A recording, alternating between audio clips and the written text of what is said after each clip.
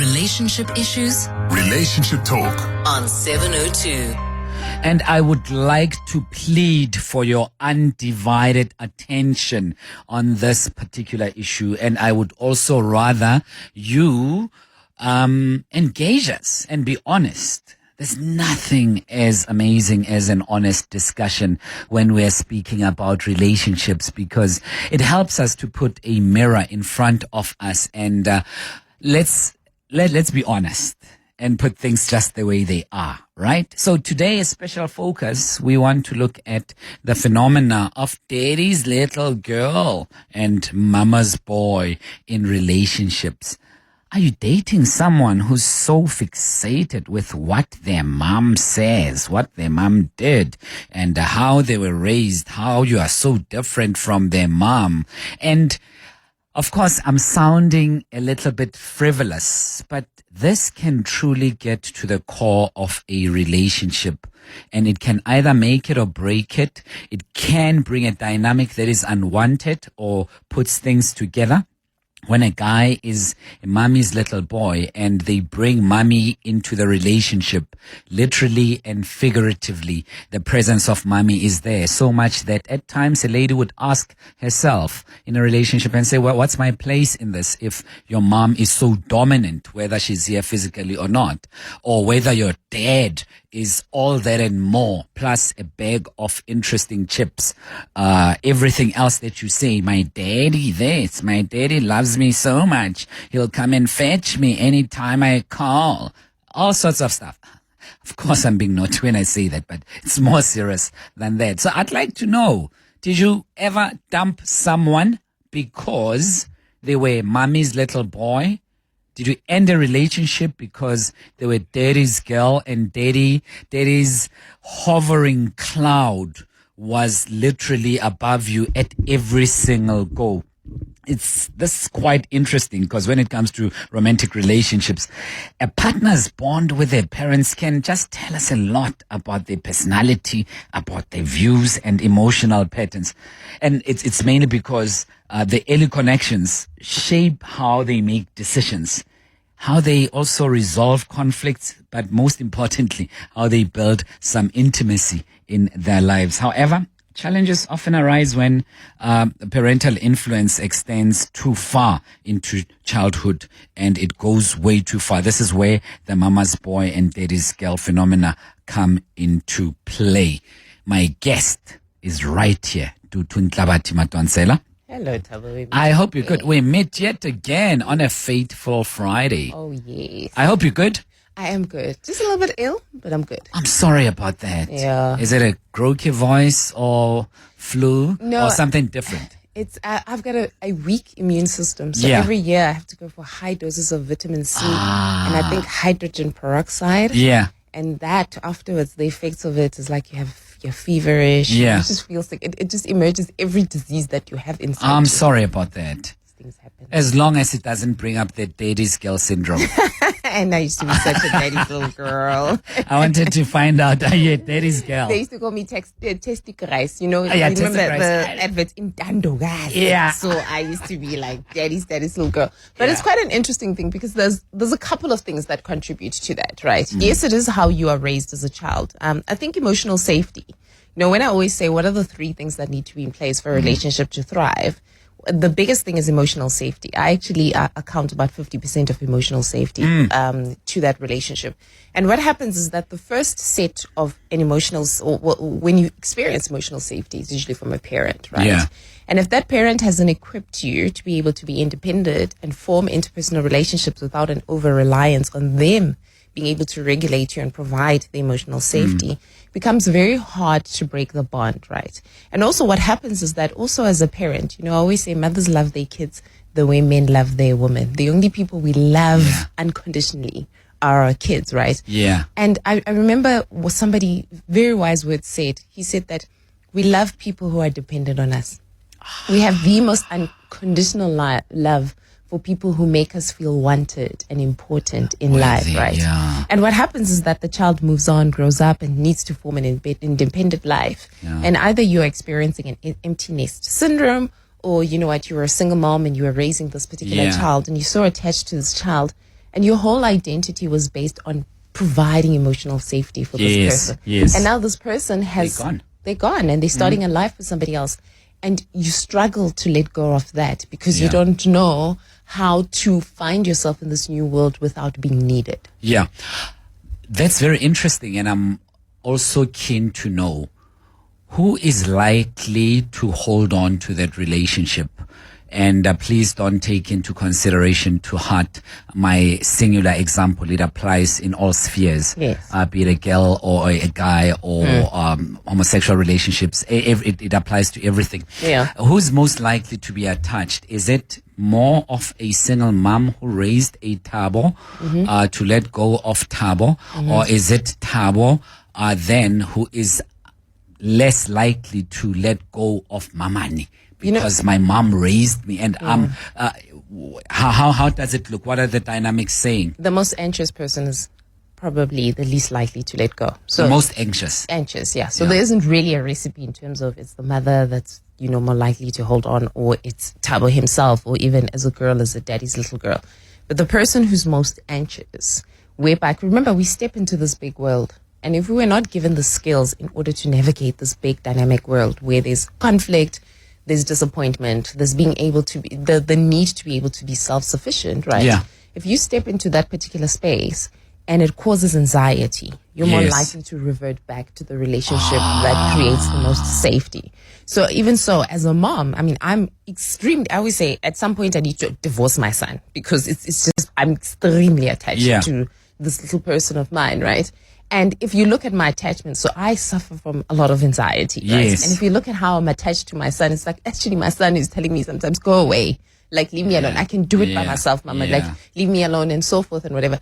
If I did not have the consciousness that at some point I need to start divorcing my son, I probably would be the problem in the future. What does that do to a relationship if a lady is too attached to her father and her father's love and her father's security, that default setting?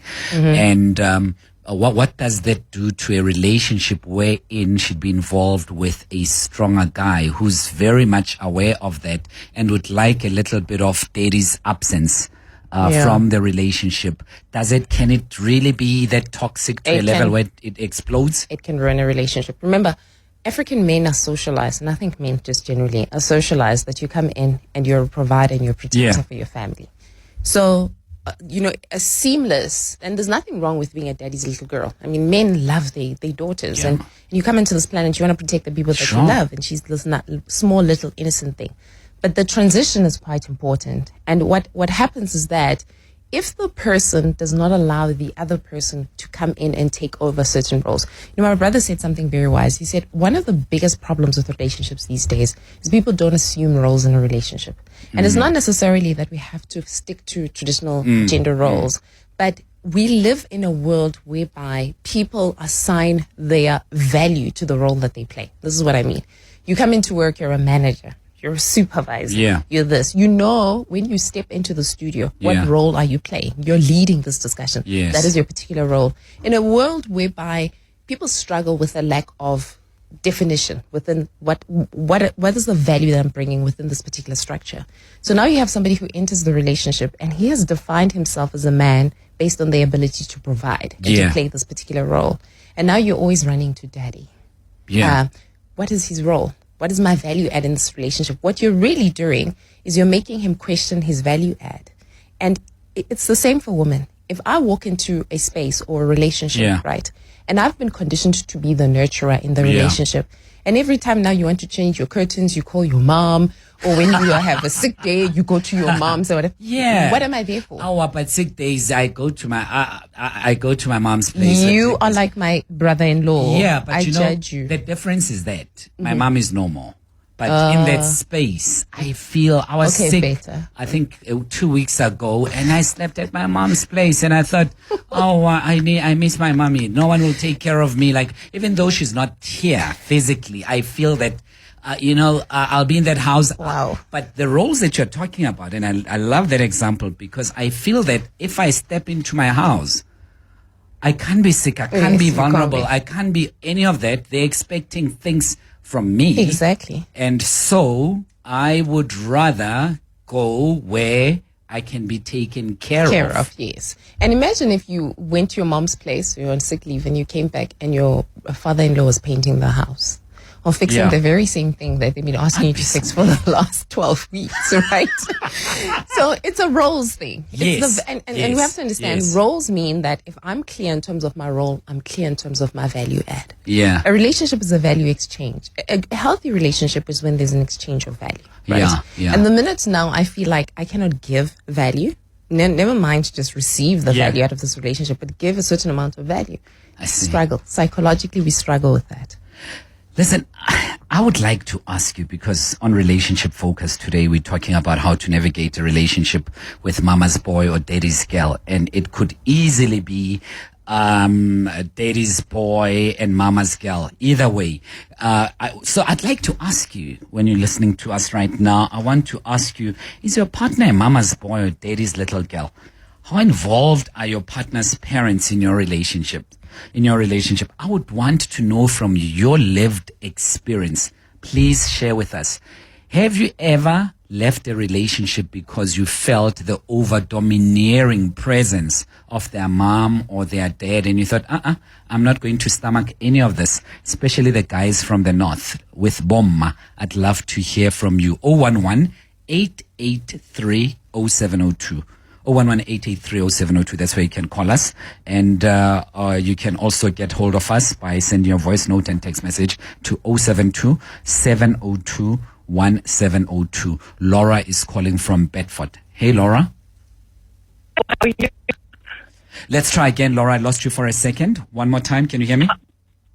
Can hear you. Can you hear me? Staggering line. Third time a charm. Let's try again, Laura.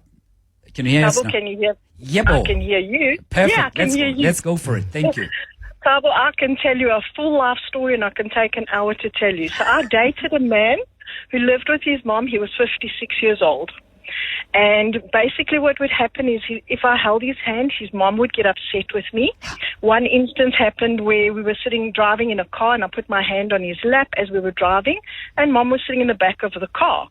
And she started getting agitated and antsy, and I said to her, "What is wrong?" She said, "Nothing." And then he asked her, "What's wrong, Mom?"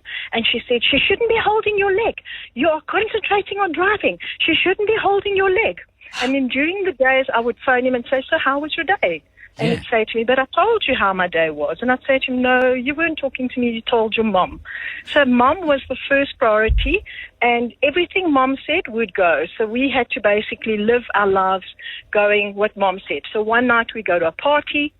We just arrived, 10 o'clock. She phones him and she says, "You must come home now. It's late and you can't drive home late. You've got to make sure you're in bed by 10 o'clock. And I freaked for a week, and I stayed in that relationship for 6 years. I don't know why. Goodness me. Don't go away, Laura. Don't go away. Let's hear what Dudu has to say, because Dudu Nhlabathi-Madonsela is a relationship coach. It's an over-dependency on each other. Actually, both of them are wrong. Because at some point, so Laura, at some point, even if a mother can be overbearing or overwhelming and so forth, at some point, the child needs to push back, because you want your independence as a child and you want to be able to do things. Like I say, my son will be like, "No, mama, actually, you can stay back for this one." So as a grown man, the inability to be able to form clear boundaries, and I know, boundaries with your mom, it's quite hard, right? Here, because you're not trying to hurt her, but you're also in love with somebody else. But he needed to start establishing boundaries, even if he was doing it slowly at a time in establishing boundaries, and he didn't. And he was the center of that relationship between him and his mom and him and his girlfriend, right? What could have Laura done before we say goodbye to her?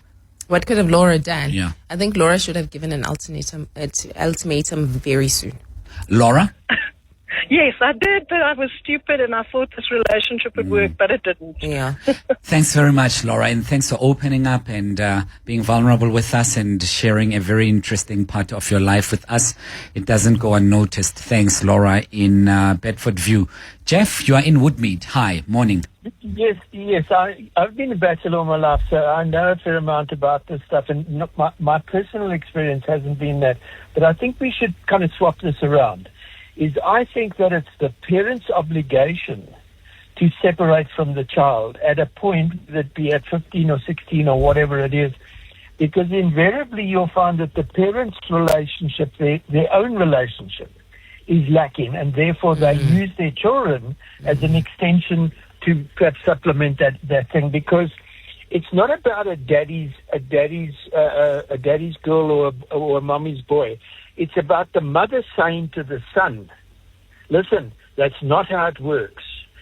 And the dad saying, I love you, my darling, and I'll always be with you, but I'm not your lover. I'm your father.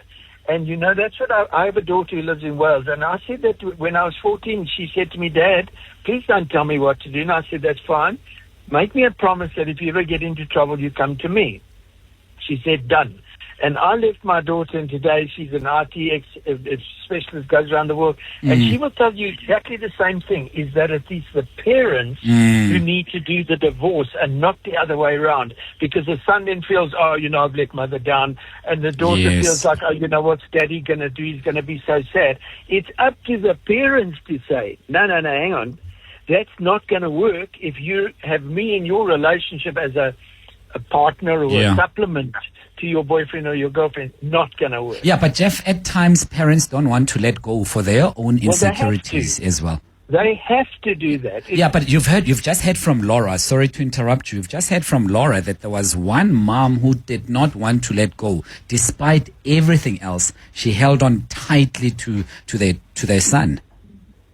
Yes, but then who should we hold culpable? Because a number of my friends over the years, I've seen it, especially with women, that they want their son to be this. Yeah. And I say, guys, you know what? You're setting it up because a son says to his girlfriend, my mother doesn't cook it that way. The fight will start. Dudu? It's your turn. But he's spot on. It is the responsibility of the parent. And what I liked what he said was that there's an inadequacy within a parent. Yeah. Because if you're parenting a child, you do have kids, right? Ultimately, you want to prepare them for the world. And preparation means that at some point they need to start being independent. Yeah. And kids start nudging you around independence. Now we have this term called preteens where people think, I know everything and so forth and whatever. But you start seeing the need for your child to have more space based on their behavior. And it's up to you to honor that request from a child's perspective, to say, okay, I'm actually going to take a step back. Because what you do, I think people, what they don't realize is that what you do, you produce a person who's not able to navigate the world. It'll be interesting to see how many of those mama's boys are also people who aren't able to handle decision making on their own in corporate. In other spaces. Sure. Whereby now your child is almost like handicap in one area simply because of the fact, crutch. and simply because you didn't allow them to be able to do so.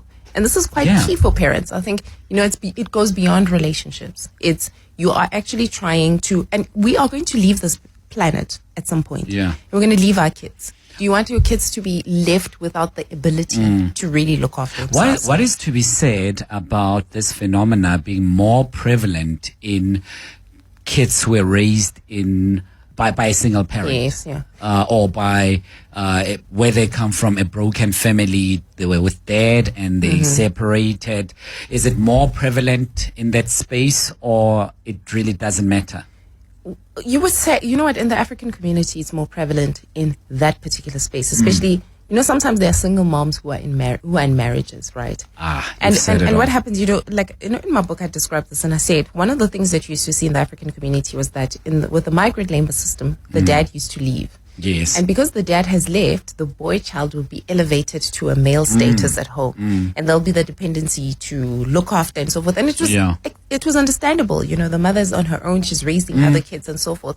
So the male child is no longer seen as a child, but actually seen as a vital, important member of this family that the woman leans to. So the minute she lets go of that, she's not only let go of her child, but she's actually letting go of her support base. And that's what she struggles with. And I think when there is a father, there's a bit of a balance. And the balance is as such that it's like my husband always tells me, you need to let him be independent, and he'd be like, oh no, you're going to go and cry to your mom and so forth. And that narrative helps balance things out. But I swear, if I didn't have my husband, it probably would be even harder for me to let go of my son. Yeah. Because there isn't that voice echoing in the background. Yeah, tease my kids, my boys all the time. I'm like, oh, mommy's little boy. me. Oh, you're going to kiss mommy now. I know a psychologist will come for me, but I do it. 28 minutes after 11 o'clock. Let's go to some voice notes that came through on 072 702 1702. Hi there. My ex-husband literally allowed his family to rule our relationship. Even though we broke up we separated, we divorced because of many other factors, but that was also such a main thing. They would get to our house, which was their brother's house, the sisters, and just do as they please, and completely disregard me, as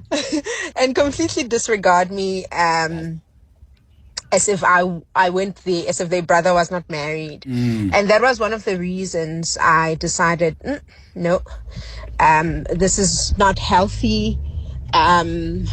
They were quite overbearing, and this was primarily because apparently when the mother passed on, the mom said, please don't forget your sisters, please look after them. Yeah. But it really was to our detriment at the end of the day. It was to his detriment even. Yo, it's getting heated in here. Please share your stories with us. I'd love to hear from you about your lived experience. It's not enough for us to extrapolate from textbook examples. I'm sure you have your lived encounters that are there. Share with us. Are you a mommy's boy? Are you a daddy's girl? And let's own up to it. And how have you contributed to the demise of your relationship because of your over-attachment to your mom or your dad or anyone else in your family so much that your partner does not feel valued, as the relationship coach, our guest, Dudu Nhlabathi-Madonsela, has just said. It's exactly 11:30. Relationship issues Relationship talk. on 702. 25 minutes to 12 o'clock. You're on 702 Thabo in for Clement. We're together till 12. Great having you with us here on 702. And you know that Clement, during this time, he speaks about relationships. I am not moving furniture. I'm doing the very same. And I'd love to hear from you. We're speaking about the phenomena of mama's boy and daddy's girl. Dudu Nhlabathi-Madonsela is relationship coach, and she's my guest, helping us to navigate through these very difficult, complex, seemingly simple issues, but they are so intricate that two people who genuinely love each other could go separate ways because one is mommy's boy or one is daddy's girl or mommy's girl, daddy's boy, whatever the case is. And I was asking you earlier on, are you one of those? Are you, in your heart, be fair and be open, be honest with us. Are you a daddy's little girl? And your husband will never, ever, ever, ever, ever be like your dad. And your dad is on a pedestal and you worship the ground that he's walked on. And there's no man who will be as good as your dad for you. Let us know on 011-883-0702. Thomas is calling us from Northwest. Thanks for holding, Thomas. Really appreciate it. It's your turn to speak. Hello, good morning. It's an interesting topic. Before I could go further, I'm not mommy's boy or daddy's boy of some sort. But in marriage, I've got a spouse that is a daddy's girl and a family girl.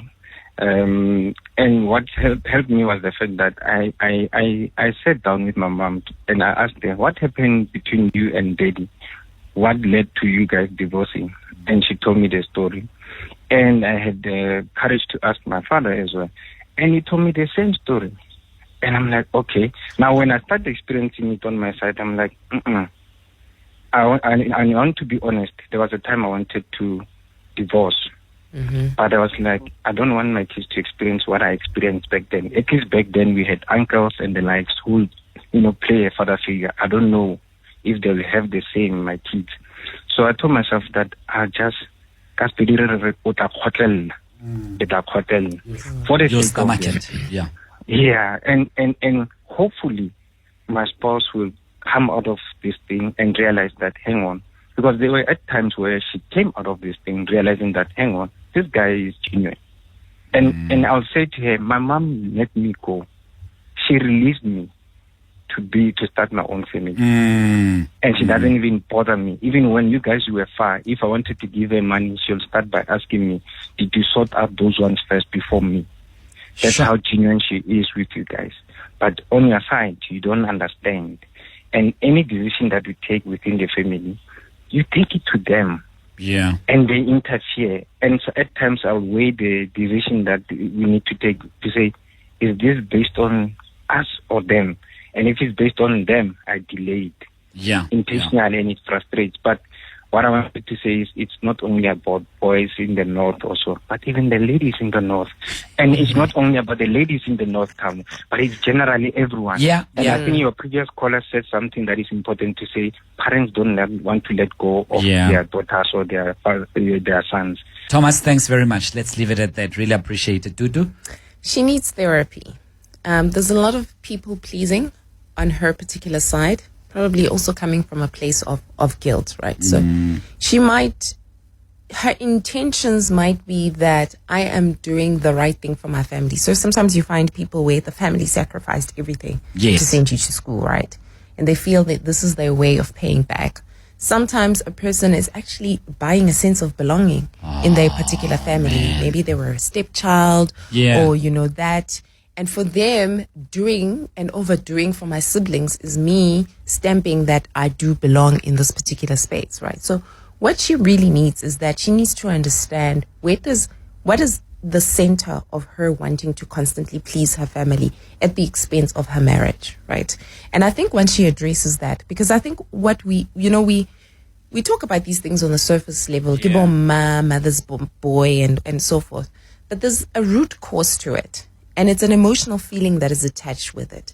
It's either I feel validated when I do for people, or I feel like I am paying back a debt, even though maybe some people don't even expect you to pay that particular debt. And you have to understand, where does that feeling stem from? So for me, I'd really suggest that he goes for therapy. And I'm asking him to explore what they call imago therapy. Yeah. A type of therapy that goes deep into your childhood to even know where this sense of people pleasing or guilt started from, and then she can be able to have a sense of awareness. Because until she's not aware of the feeling that's driving the behavior, she'll always feel like his words are criticism more than guidance.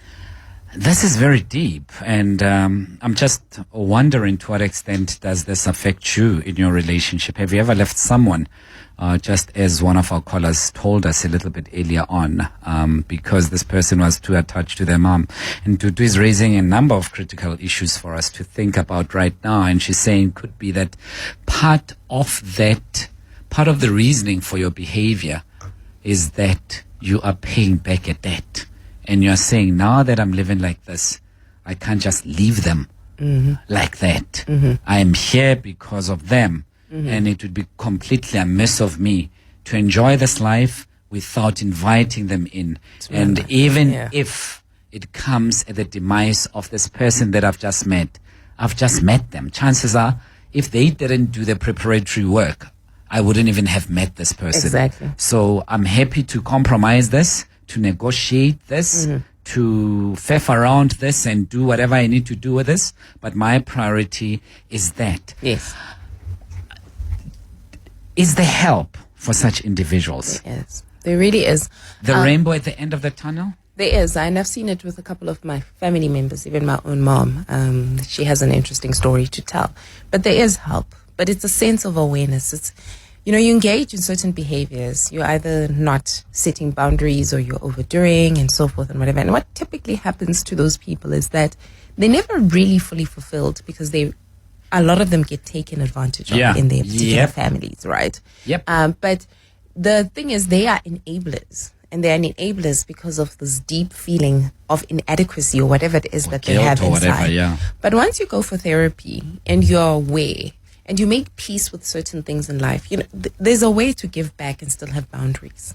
And I think people need to understand that. You've said it all. Yeah. There's a way of giving back and still have boundaries. And still have boundaries, right? There's a way to say thank you without feeling like you are immersed in black tax without or whatever. crucifying yourself. Exactly. But there is help. It's just that people don't recognize that I am doing this because of the fact that there is something fundamentally that is unhealthy that is driving this behavior. Now, Dudu, we have a few minutes remaining. I want to use those productively and throw these difficult questions to you.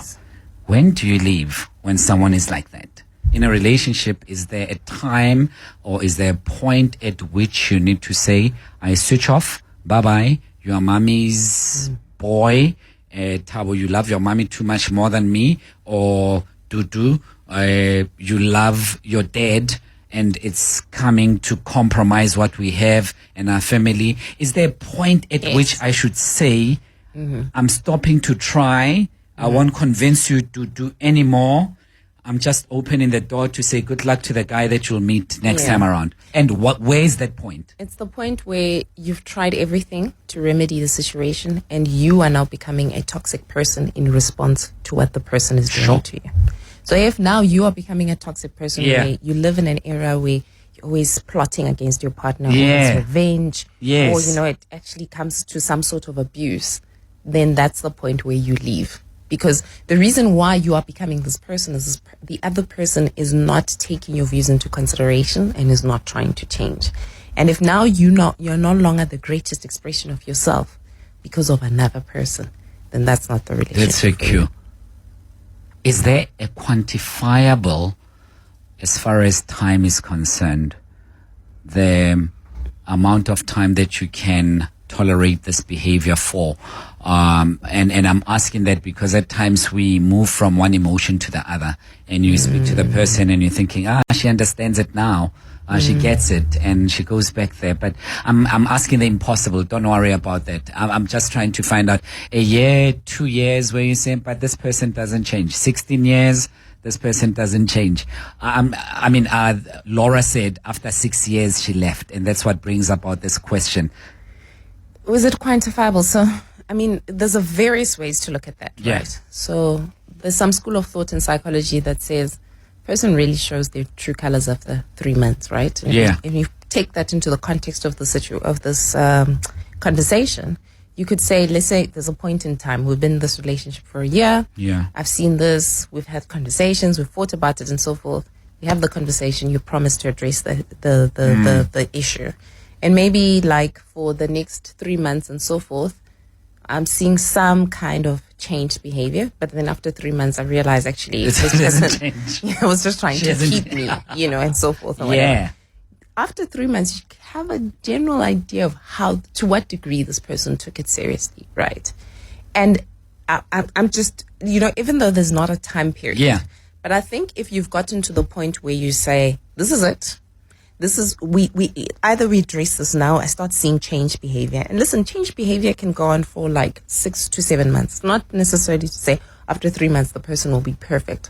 But if you assess after 3 months that this thing hasn't moved, like this person's still not getting it and so forth, I think that's when you start having really, really difficult conversations with yourself. I want to come back with some questions, but I think I've been dominating the space. Let's allow other people to come through on 072-702-1702, 15 minutes to 12. Relationship Talk on 702. 12 minutes to 12 o'clock. Thanks very much for joining us. Let's go straight to the voice notes, Abel. I've been neglecting them for quite some time. They came through on 072-702-1702. Morning, Thabo. I love your show. Thank you for holding the fort. You are doing an excellent show.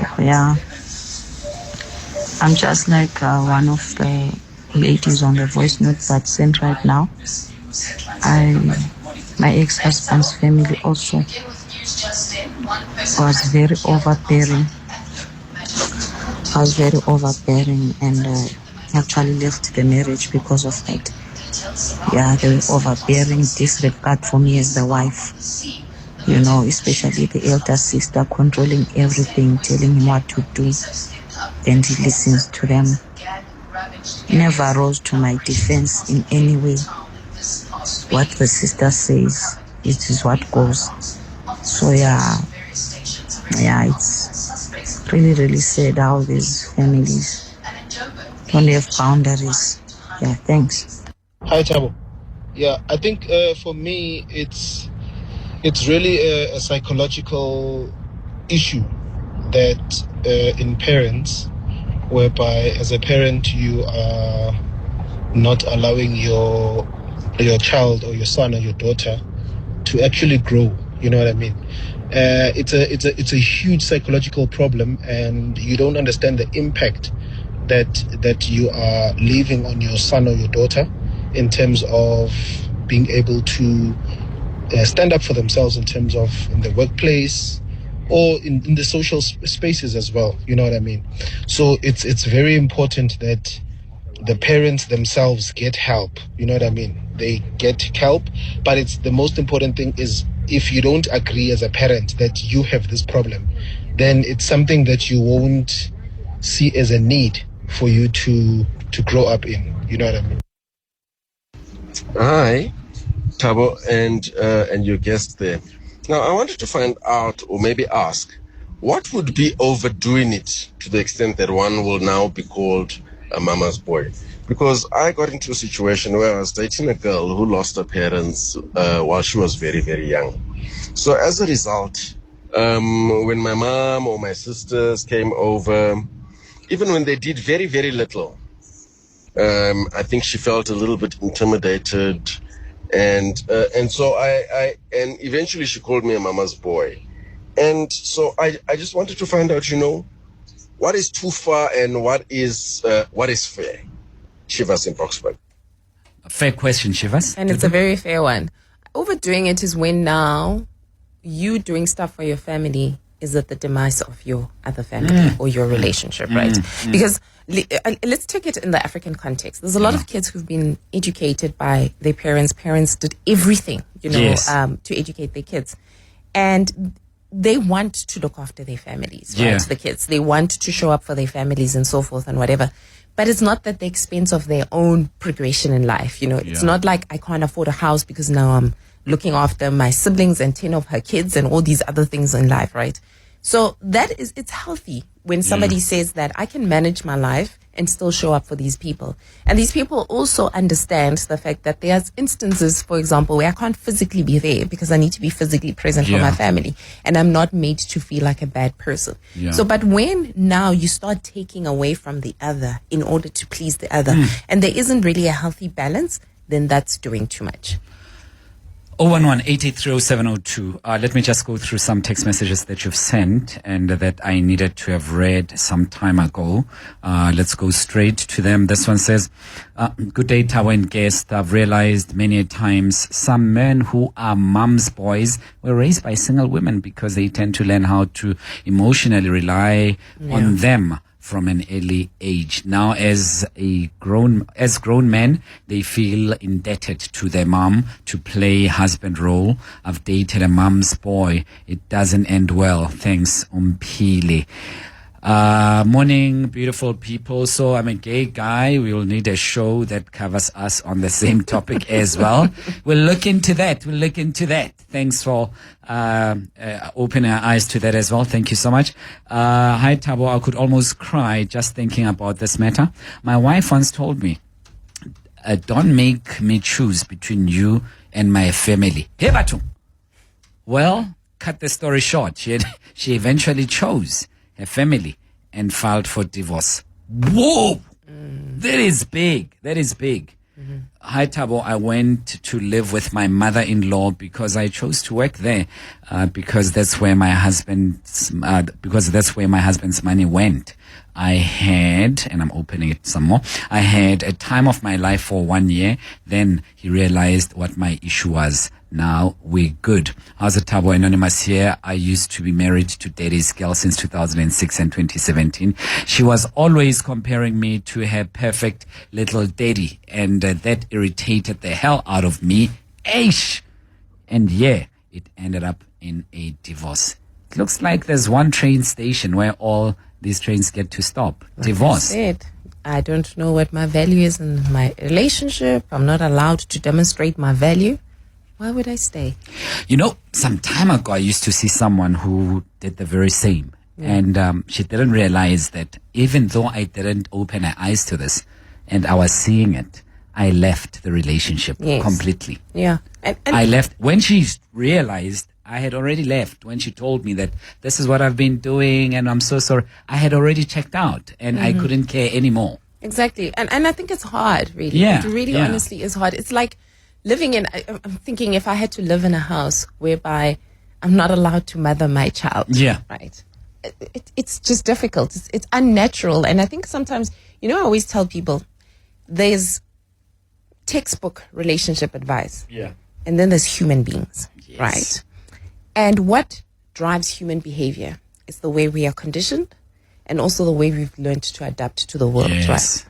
And you cannot take someone who's been conditioned for years to say the value that you add in a relationship is that you show up, you lead, or you show up and nurture. And they define themselves in that way.